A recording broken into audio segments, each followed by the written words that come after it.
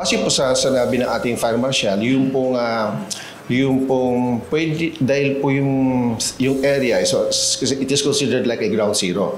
So with that kind of explosion, parang medyo yung stock ng pulbura, coupled with the condition, kahapon napakainit po dun sa North Sagaray.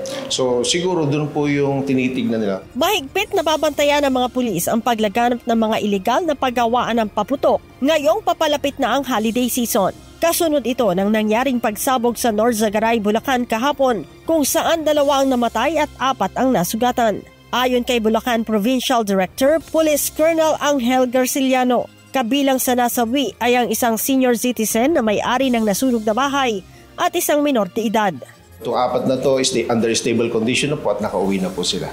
So also, based sa conversation namin or my interview with the fire marshal, it turned out na yung pong stock ng pulbura ay nagkaroon po ng unauthorized stock dun sa shanty na to because wala pong permit itong area ng pinagsabugan.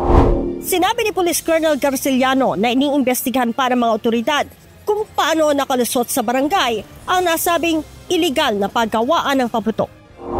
So walang permit, walang licenses, and ito po ay tabing bukid.